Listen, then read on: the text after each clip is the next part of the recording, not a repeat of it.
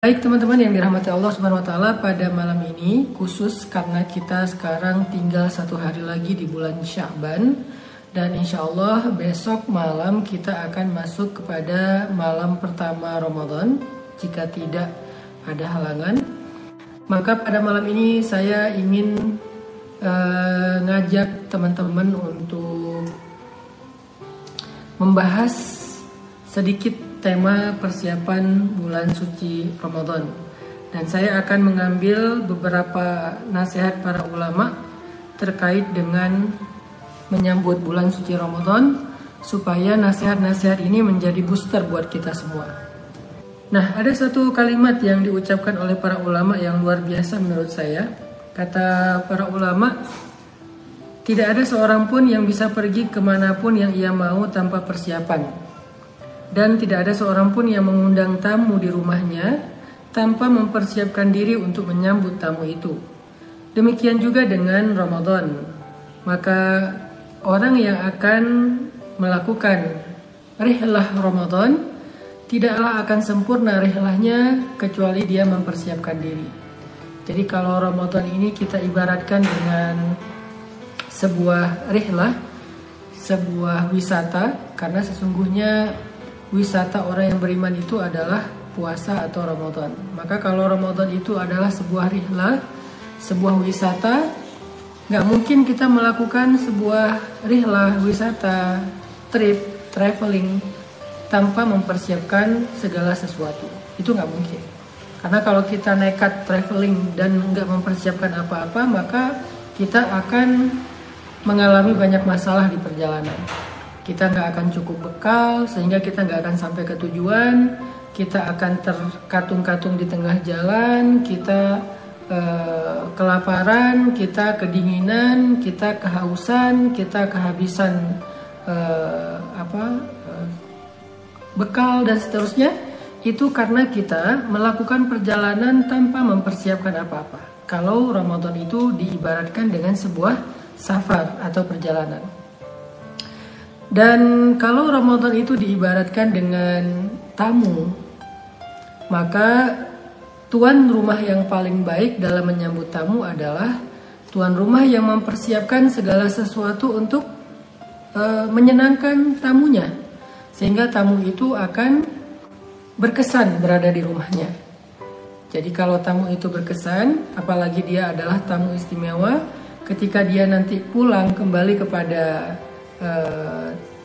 atasannya atau tuannya atau rajanya, dia akan menceritakan hal-hal yang baik tentang kita. Bahkan dia akan meminta kepada rajanya untuk menghargai kita, berbuat baik kepada kita, memberi kita hadiah dan banyak kebaikan lain yang dia akan mintakan kepada rajanya ketika dia pulang dari rumah kita. Karena dia merasa betah dan nyaman selama berada di rumah kita. Nah, itu kalau kita ibaratkan bulan puasa seperti tamu. Jadi kita siapkan rumah kita, siapkan, dan rumah dalam konteks ini adalah hati. Kita siapkan rumah kita senyaman mungkin buat tamu, selapang mungkin buat tamu, seindah mungkin buat tamu, sehingga ketika tamu datang dia merasa bahwa dia tidak terusik dengan keadaan rumah kita. Biasanya kalau mau ada tamu istimewa ya di rumah, apa yang kita lakukan? Biasanya kita akan rapihkan rumah kita, kemudian kalau banyak hal yang berantakan kita balikin ke tempatnya, kita bersihkan, kita pel. Kalau perlu kita siapkan ruang khusus buat tamu, kemudian kita semprot pengharum ruangan, kita ganti spray yang baru, sarung bantal yang baru, kita kosongkan lemari buat dia menyimpan pakaiannya, kamar mandinya kita siapkan sabun, handuk segala macam. Kemudian mobil juga kita atau kendaraan juga kita cuci agar kita bisa menemani dia keliling di tempat kita misalnya, atau kita siapkan makanan terbaik, snack terbaik, buah terbaik, minuman terbaik agar ketika tamu datang ke rumah kita, tamu itu langsung berkesan, nyaman, dan mau kembali lagi ke rumah kita di kesempatan yang lain. Nah, kira-kira kalau kita ibaratkan itu kepada Ramadan, maka rumahnya apa? Rumahnya kata ulama adalah hati kita. Jadi orang yang paling baik dalam menyambut Ramadan adalah orang yang mempersiapkan rumah yang baik, yaitu hatinya. Mempersiapkan hati yang lapang, hati yang nyaman, hati yang bersih, gak ada sampahnya, gak ada penyakitnya, gak ada kotorannya, senyaman mungkin buat tamu Ramadan yang istimewa. Sehingga dengan demikian kita berharap Ramadan itu akan nyaman berada di hati kita. Dan kalau Ramadan nyaman di hati kita, itu artinya segala kebaikan-kebaikan yang ada pada Ramadan itu akan bisa kita maksimalkan. Baik puasanya, tarawihnya, dan amal-amal lain yang sangat istimewa. Pada akhir Ramadan nanti, sebelum dia kembali kepada rajanya, tuannya, Ramadan itu akan memberikan kita hadiah istimewa sebagai ucapan terima kasih dari dia. Dia akan berikan kita hadiah istimewa. Seperti seorang tamu yang merasa nyaman selama 1 bulan berada di rumah kita. Dia merasa senang, dia merasa puas, dia merasa sangat leluasa berada di rumah kita, berkesan. Maka sebelum dia pulang, dia pasti akan memberikan kita hadiah sebagai ucapan terima kasih. Maka begitu juga dengan Ramadan, sebelum dia pulang pasti dia akan memberikan kita hadiah sebagai ucapan terima kasih. Apa hadiah terbaik dari Ramadan? Lailatul Qadar, malam yang khairum min alfi syahr, malam yang lebih baik daripada 1000 bulan. Itulah hadiah atau oleh-oleh terbaik yang diberikan oleh Ramadan ketika dia kembali kepada tuannya. Itu adalah nasihat pertama dari para ulama tentang menyambut Ramadan. Kalau kita singkat, kita simpulkan, orang yang paling baik dalam menyambut Ramadan adalah orang yang mempersiapkan dirinya dengan sebaik mungkin. Ulama memberikan ilustrasi ya tentang Ramadan ini dengan 2 ilustrasi, dengan 2 permisalan. Yang pertama, Ramadan seperti sebuah rihlah perjalanan. Maka orang yang paling baik dalam melakukan perjalanan adalah orang yang mempersiapkan segala sesuatu sebelum berjalan. Lalu perumpamaan yang kedua, kata para ulama, seandainya Ramadan itu diibaratkan sebagai tamu, maka orang yang paling baik, tuan rumah yang paling baik dalam menyambut tamu adalah tuan rumah yang mempersiapkan segala kebutuhan tamu itu sebelum mereka datang. Nah, sehingga nanti tamu yang berkesan akan memberikan hadiah ucapan terima kasih di akhir sebelum dia kembali kepada tuannya. Atau perjalanan yang berkesan akan memberikan banyak kenangan, banyak pengalaman baik, banyak pelajaran, banyak keuntungan kalau perjalanan itu disiapkan bekal dengan sebaik mungkin. Inilah nasihat pertama dari para ulama. Pertanyaannya adalah, apa yang perlu kita siapkan? Bekal apa untuk menyambut Ramadan? Tadi saya sebutkan salah satunya, kalau diibaratkan Ramadan itu seperti tamu, maka kita siapkan rumah kita sebaik mungkin untuk Ramadan. Dan rumah yang paling baik untuk Ramadan dalam konteks Ramadan adalah hati kita. Itulah rumah yang paling baik.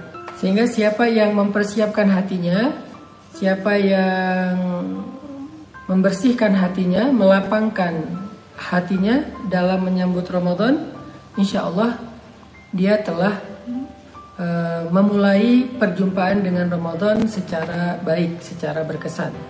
Itu persiapan pertama yang perlu kita coba renungkan sebelum kita menyambut Ramadan.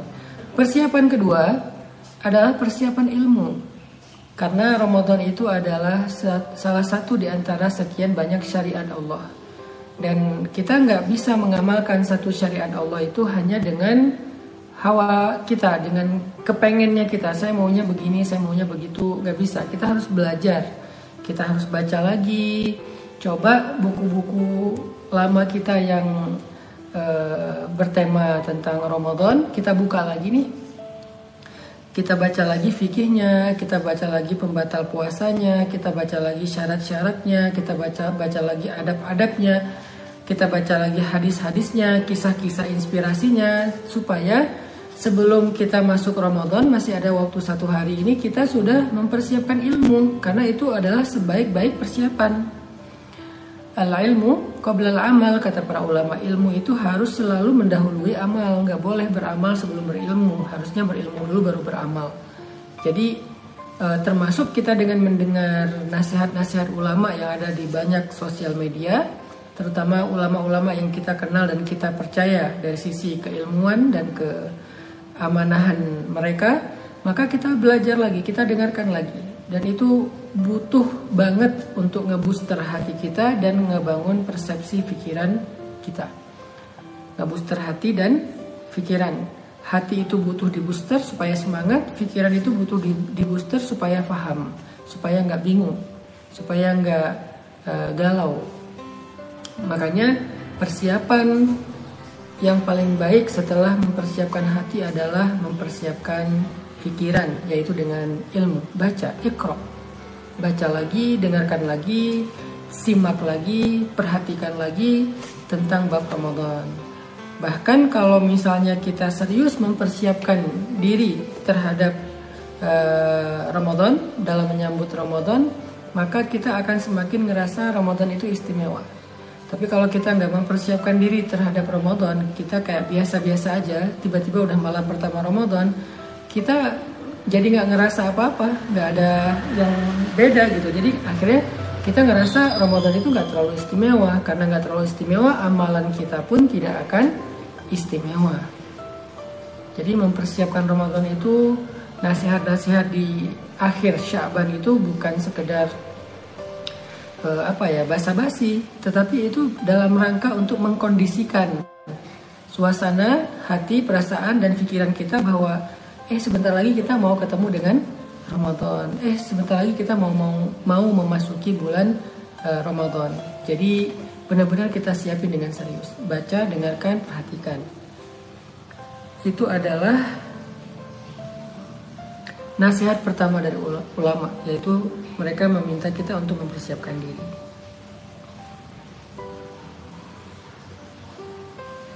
Yang kedua, nasihat dari para ulama yang bagus adalah mereka bercerita, dulu orang-orang soleh sebelum kita, mereka berdoa selama 6 bulan agar dipertemukan dengan bulan suci Ramadan. Kemudian mereka juga berdoa selama 6 bulan setelahnya agar Allah menerima amal ibadah mereka selama bulan Ramadan. Itu adalah salah satu contoh betapa antusiasnya orang-orang soleh sebelum kita terhadap Ramadan. Saking antusiasnya, saking mereka mencintai Ramadan, saking mereka rindu dengan Ramadan, maka disebutkan selama 6 bulan sebelum Ramadan, mereka selalu berdoa. Selama 6 bulan, mereka berdoa agar dipertemukan dengan Ramadan. 6 bulan berdoa. Kita mungkin baru teringat untuk berdoa dipertemukan dengan Ramadan itu di bulan Rajab, atau bahkan di bulan Sya'ban, atau bahkan H-3, H-2, atau H-1. Ada juga yang bahkan nggak sadar tiba-tiba udah Ramadan. Malam ini udah tarawih ya? Masih belum ngeh gitu. Saking kita nggak kangen dengan Ramadan. Saking kita nggak terlalu care, nggak terlalu peduli dengan Ramadan. Dan itu menjadi salah satu cermin, salah satu indikasi tentang kondisi iman kita. Karena orang yang tidak merindukan Ramadan, maka pasti imannya bermasalah. Di antara ciri-ciri orang yang beriman adalah dia rindu dengan Ramadan. Di antara ciri orang-orang yang beriman adalah dia cinta dengan Ramadan. Di antara ciri orang yang beriman, dia sedih dengan kepergian Ramadan. Jadi disebutkan di dalam kisah orang-orang soleh sebelum kita bahwa kanu yad'una Allah Ta'ala 6 ashhur ay yuballighahum Ramadan wa yad'unahu 6 ashhur ayyataqabbala minhum. Jadi para salafus soleh atau orang-orang soleh sebelum kita, mereka berdoa selama 6 ashhur, selama 6 bulan agar dipertemukan dengan Ramadan. Itu menunjukkan bahwa mereka sangat mencintai Ramadan. Mereka sangat merindukan Ramadan. Jadi 6 bulan mereka menunggu-nunggu Ramadan. Mereka nunggu Ramadan 6 bulan. Berapa lama kita menunggu Ramadan? 3 hari, 1 minggu, 1 bulan misalnya. Bagaimana cara kita menunggu? Apakah kita menunggu hanya dengan diam? Ataukah kita menunggu sambil mempersiapkan hati kita sebagai rumahnya Ramadan? Apakah kita menunggu dengan mempersiapkan ilmu sebagai bekal Ramadan? Apakah kita menunggu dengan berdoa agar Allah menerima kita untuk bertemu dengan Ramadan? Atau bagaimana cara kita menunggu Ramadan? Nah, di situ juga kita jadi belajar sebetulnya keadaan iman kita seperti apa. Dan itu jelas banget, nggak bisa dibohongin. Jadi muhasabah diri kita masing-masing lah. Kita introspeksi diri kita masing-masing, kita tanya, kalau ulama dulu membuktikan cinta mereka terhadap Ramadan dengan berdoa selama 6 bulan, maka bagaimana dengan kita?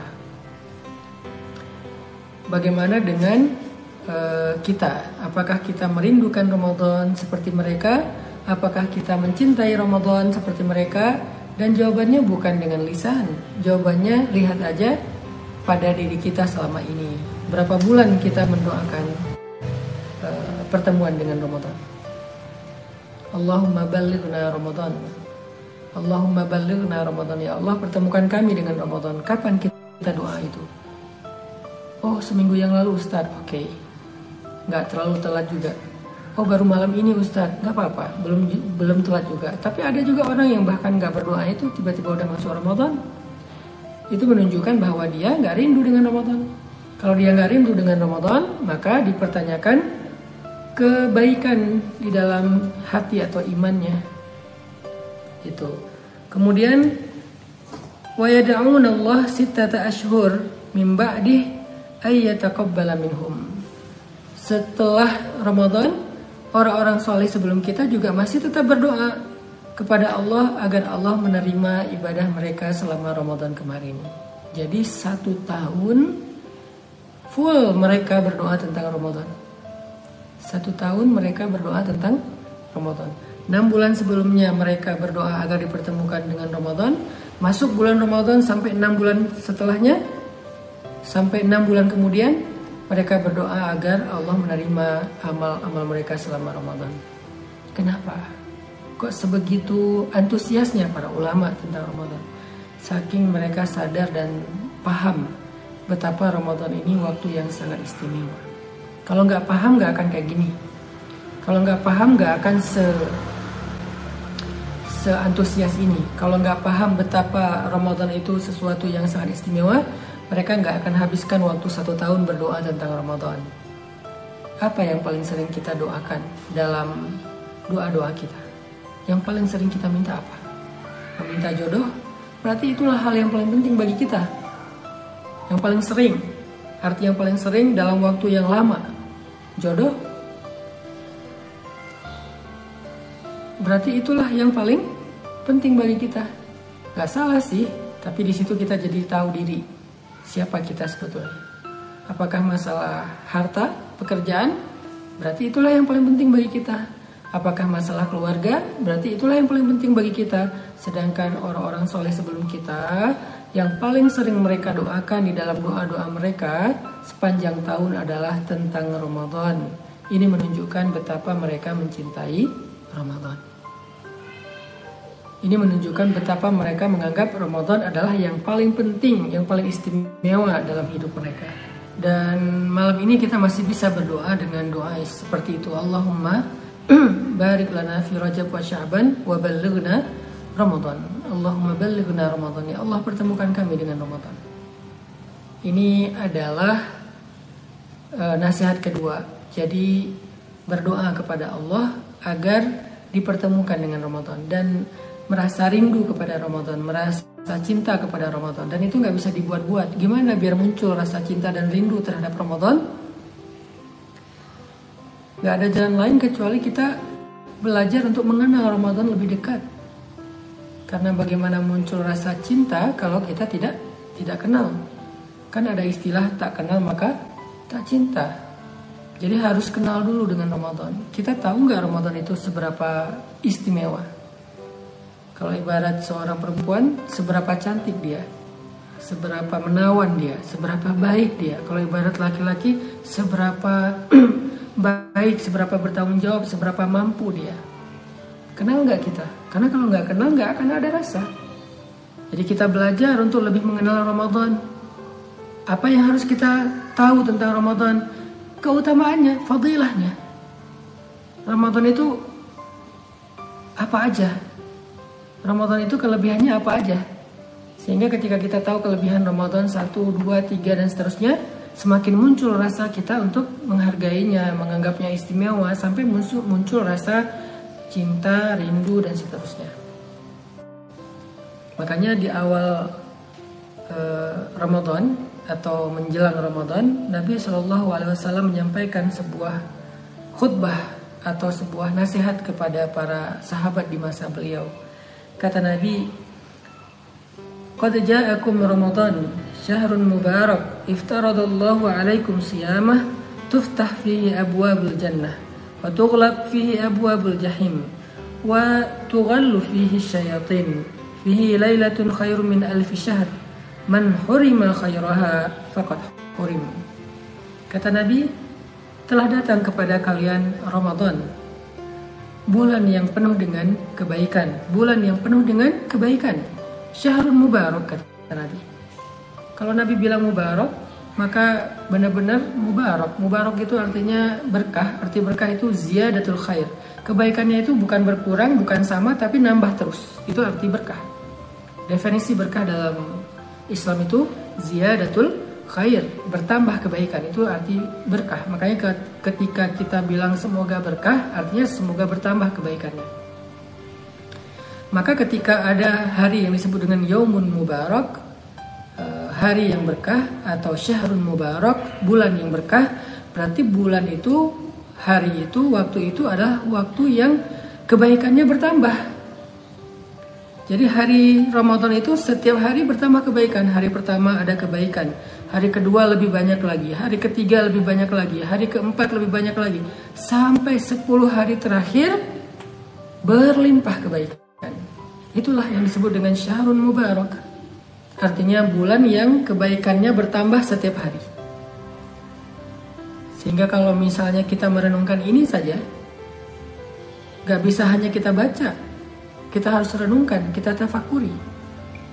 Arti bertambah kebaikan itu, oh malam ini turun malaikat 1000, malam besok 2000, malam lusa 3000. Malaikat itu semakin bertambah, malam Ramadan bertambah banyak jumlah malaikat yang turun ke langit dunia dan mendoakan orang-orang yang berpuasa. Malam ini Allah berikan sekian ampunan, malam besok lebih banyak ampunan, malam lusa lebih banyak lagi ampunan. Malam ini Allah dekatkan ke surga, malam besok lebih dekat lagi, malam lusa lebih dekat lagi, dan seterusnya. Malam ini Allah berikan rahmat dalam kehidupan orang yang berpuasa, malam besok rahmatnya ditambah, malam lusa ditambah lebih banyak lagi. Itu artinya mubarak. Jadi arti mubarak ziyadatul khair, bertambah kebaikan. Jadi kalau Nabi mengatakan qad ja'akum Ramadan syahrun mubarak, telah datang kepada kalian bulan Ramadan, bulan yang bertambah kebaikannya setiap malam, bertambah kebaikannya setiap hari, bertambah kebaikannya setiap maghrib, bertambah kebaikannya setiap sahur, bertambah kebaikannya setiap tarawih, bertambah kebaikannya setiap ayat yang ditadaruskan, bertambah kebaikannya setiap waktu. Itulah yang disebut dengan mubarak. Sehingga kalau kita renungkan dan kita coba bayangkan, kebaikan-kebaikan itu wujudnya macam-macam. Ampunan bertambah, pahala bertambah, rahmat Allah bertambah, doa-doa malaikat bertambah, kasih sayang Allah bertambah. Pokoknya semua bentuk-bentuk kebaikan bertambah pada bulan Ramadan setiap harinya.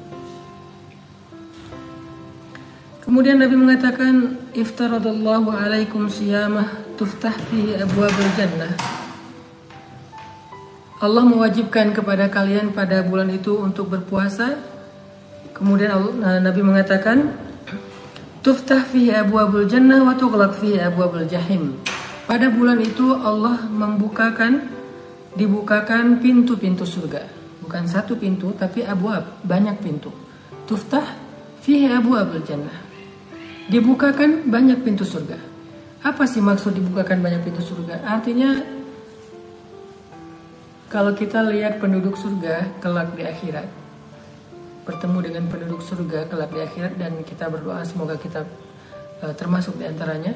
Maka ketika ditanya apa amalanmu yang membuat kamu masuk surga, hampir sebagian besar menjawab amalanku adalah Ramadan. Itu maksud dari tuftah fihi abwabul jannah. Rata-rata menjawab, kenapa kamu masuk surga? Kan di dalam surat At-Tur kalau nggak salah itu diceritakan tentang pertemuan ahlu surga ya. Para ahli surga itu mereka saling menyapa, yatasaalun, mereka saling bertanya, bagaimana kamu bisa masuk surga, apa amalanmu bisa masuk surga. Mereka saling bertanya, tapi pembicaraan mereka semuanya baik-baik, tidak ada yang membicarakan orang lain, apalagi ngomongin apa aib orang di dalam surga, itu nggak ada, semuanya yang baik-baik. Maka yatasaalun, mereka saling bertanya, apa yang membuat kamu masuk surga? Hampir semuanya mengatakan Ramadan. Itu maksud dari tuftah fi abwabul jannah.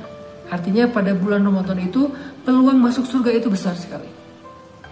Pada bulan Ramadan itu kesempatan masuk surga itu besar sekali.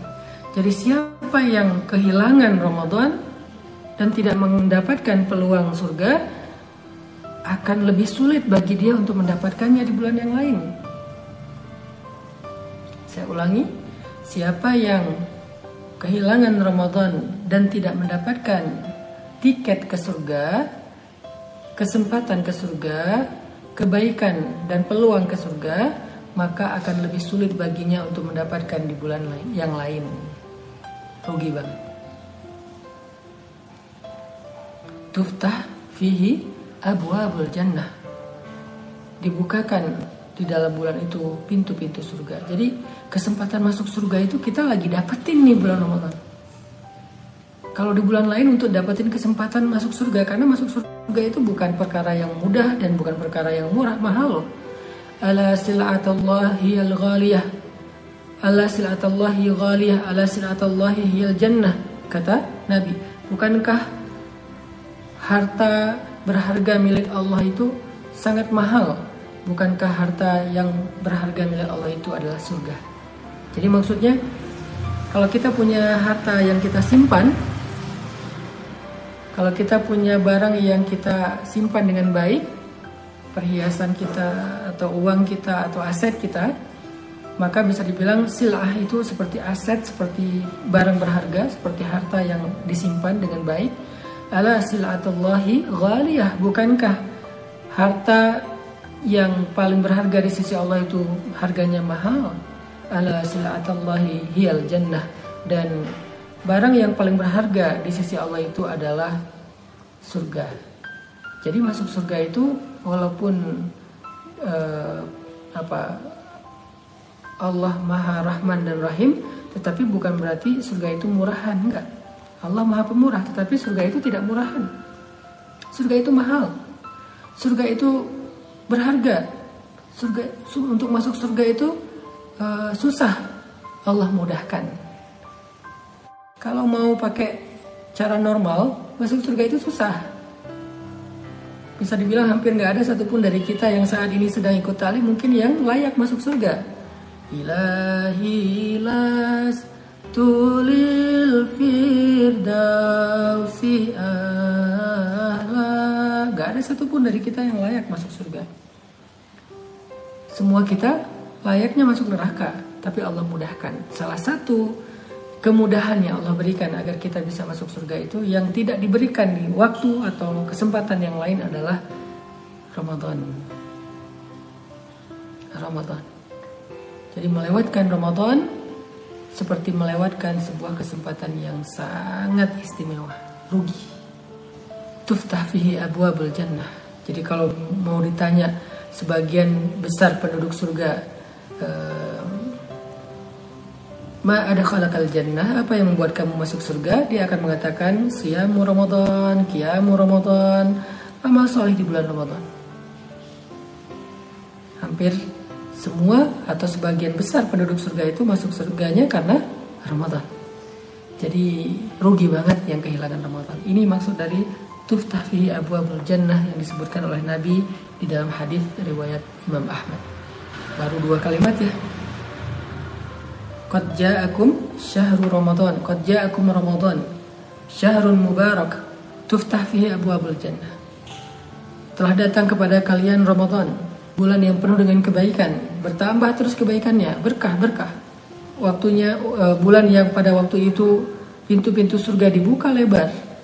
Pintu-pintu surga dibuka, artinya kesempatan surga itu terbuka lebar dengan sahur masuk surga, dengan takjil masuk surga, dengan memberi makan orang yang berbuka puasa masuk surga, dengan tadarus dan khatam Al-Quran masuk surga, dengan tarawih masuk surga, dengan witir masuk surga, dengan apalagi yang paling puncaknya termasuk dengan puasa itu sendiri masuk surga.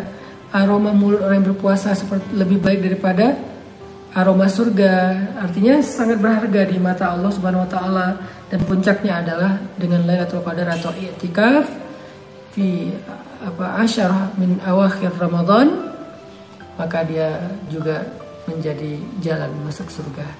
Banyak kesempatan masuk surga di bulan Ramadan. Jangan sampai kita nggak dapat satu pun. Padahal abwab tuftah, pintu-pintunya terbuka, tapi kita nggak ada satu pun yang bisa masuk di pintu-pintu itu, rugi.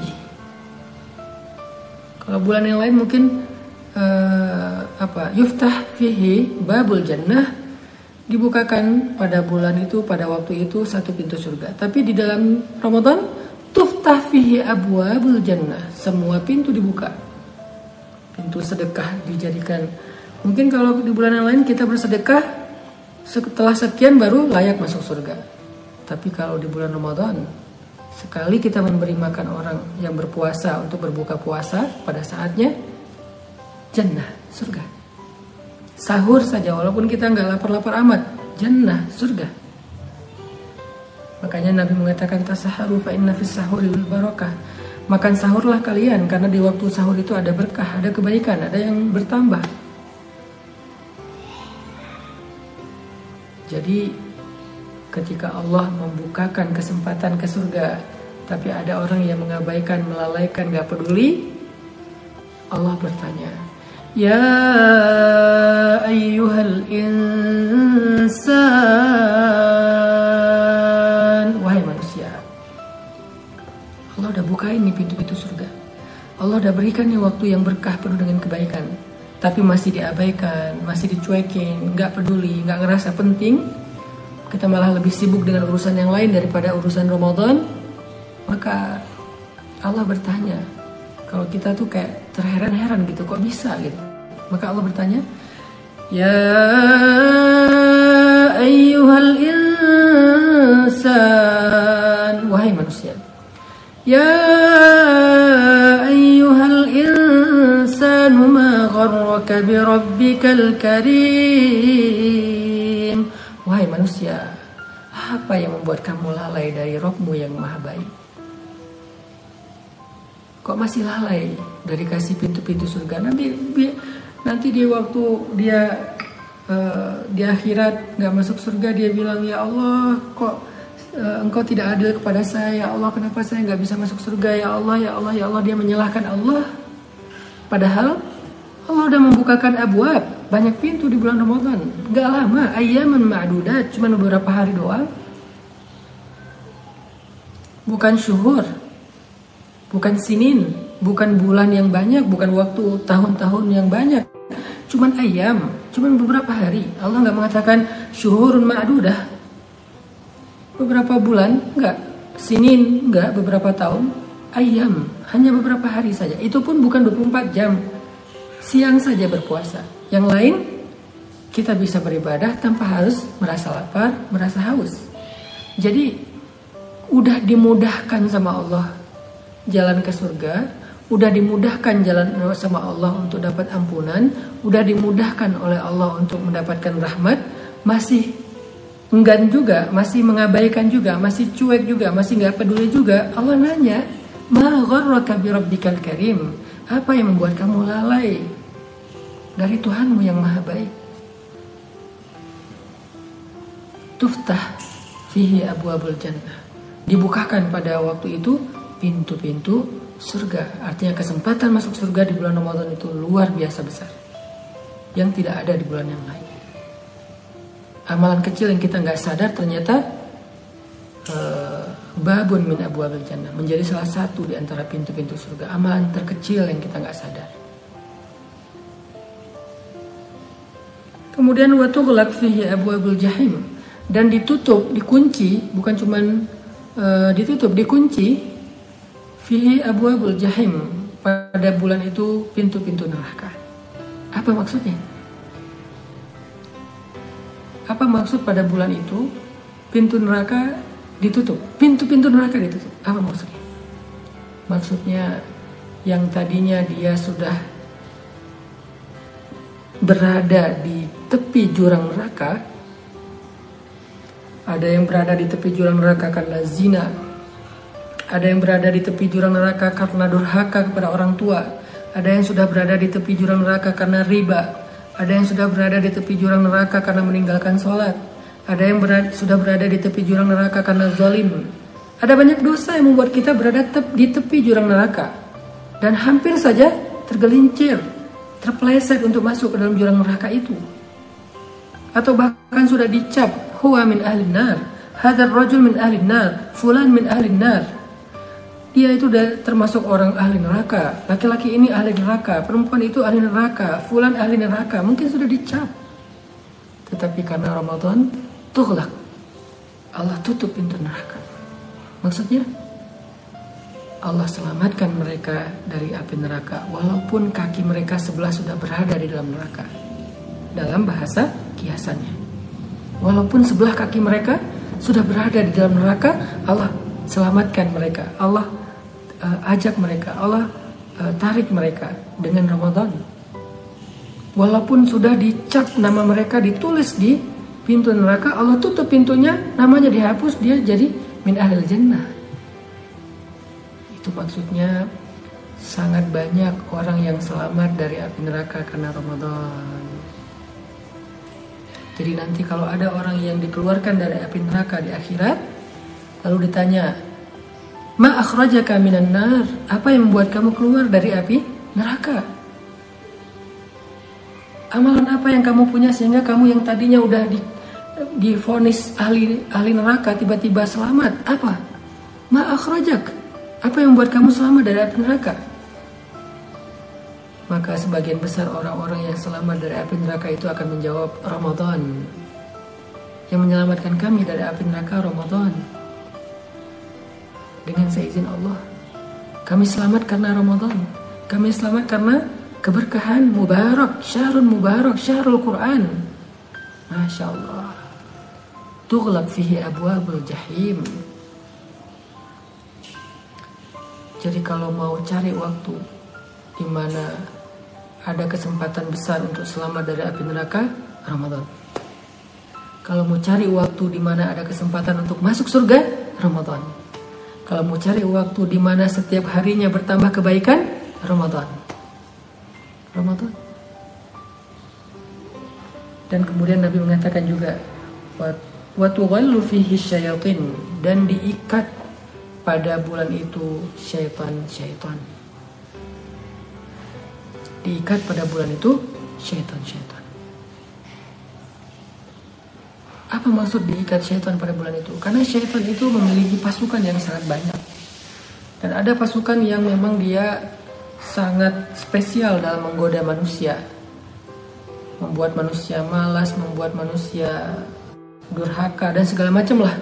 Maka pemimpin-pemimpin setan yang sering sekali mengusik manusia, pada bulan itu diikat. Mereka nggak bisa keluar. Mereka dikurung di lautan. Terus kenapa masih ada orang yang berbuat dosa, masih ada orang yang bermaksiat?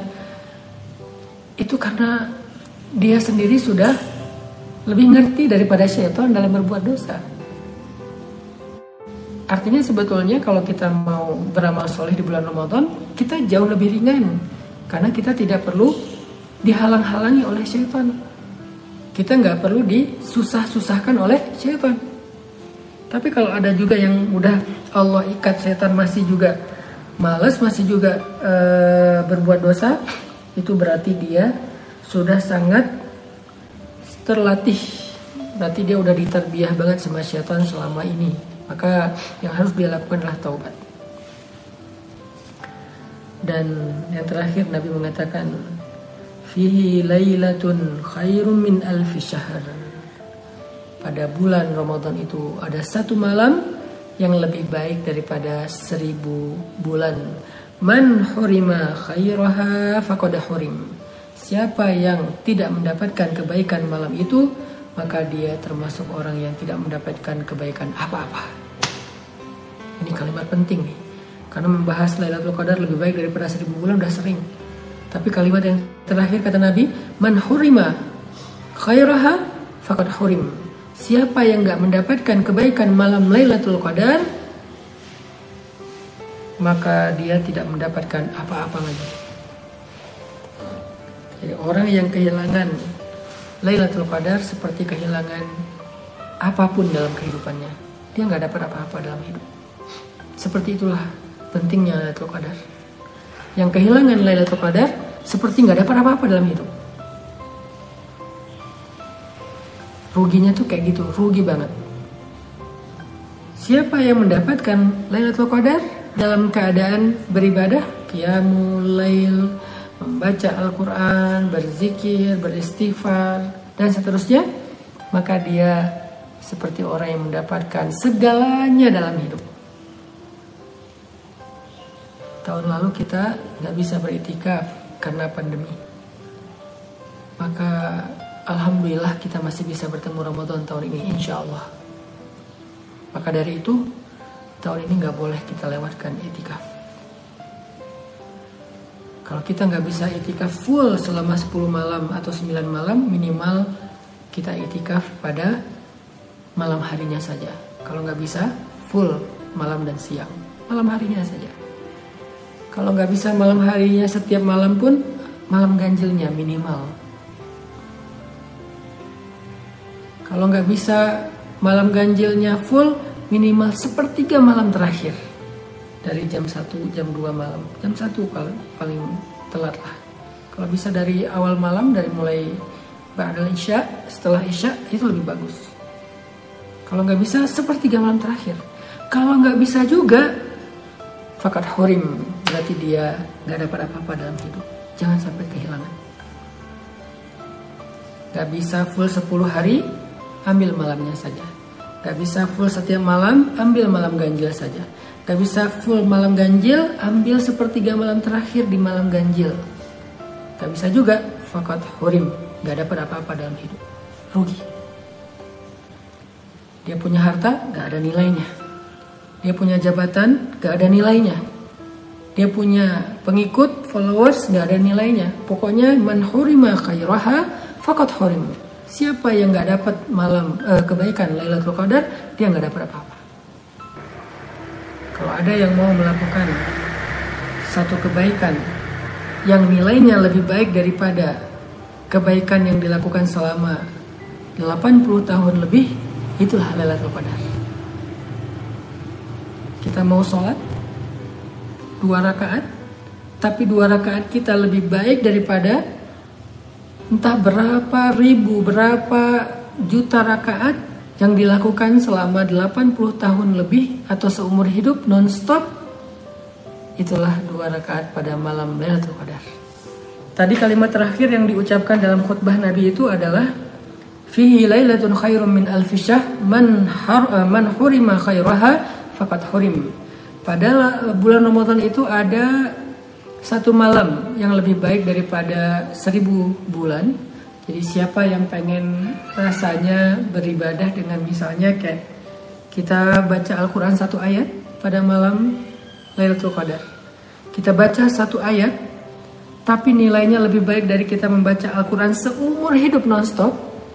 Maka bacalah Al-Quran di malam Lailatul Qadar. Satu ayat lebih baik daripada membaca Al-Quran selama sepanjang hidup, non-stop. Itulah Lailatul Qadar. Siapa yang pengen beristighfar? Astaghfirullahaladzim, la ilaha illa anta subhanaka inni kuntu minaz zalimin. Atau doa Sayyidul Istighfar. Nah ini kayaknya perlu kita hafal dari sekarang, doa Sayyidul Istighfar, karena itu bagus banget. Kita baca pada malam Lailatul Qadar. Bahkan sepanjang bulan Ramadan kita baca doa itu, Sayyidul Istighfar. Allahumma anta rabbi la ilaha illa anta khalaqtani wa ana abduka wa ana ala ahdika wa wa'dika mastata'tu. A'udzubika min syarri ma sana'tu abu'u laka bi ni'matika alayya wa abu'u bi dzambi faghfirli fa innahu la yaghfiru dzunuba illa anta. Hafal doa itu. Cari di internet Sayyidul Istighfar namanya. Hafal. Lalu ketika kita membaca doa itu pada malam Lailatul Qadar, itu seperti bahkan lebih daripada kita beristighfar sepanjang hidup non-stop. Gak mungkin kan Allah gak mengampuni? Sepanjang hidup kita beristighfar, gak mungkin kan Allah gak mengampuni?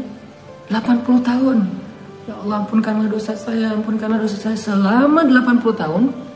Itu masih kalah dengan sekali kita baca istighfar itu pada malam Lailatul Qadar. Makanya Nabi mengatakan, man hurima khairaha faqad hurim. Siapa yang gak mendapatkan kebaikan Lailatul Qadar, dia seperti gak dapat kebaikan apa-apa dalam hidupnya. Tadi itulah hadis riwayat Imam Ahmad yang disampaikan Nabi dalam bentuk khutbah pada malam pertama Ramadan atau menjelang Ramadan, supaya para sahabat ngerasain betapa istimewanya tamu yang mau datang ini, supaya kita tahu betapa istimewanya tamu yang mau datang ini. Jadi kita nggak sia-siain, kita nggak ngelewatin kesempatan ini dengan lalai, males, akhirnya nyesel. Mudah-mudahan beberapa nasihat yang tadi disampaikan ulama kepada kita ini menjadi booster, menjadi penyemangat agar kita bisa mendapatkan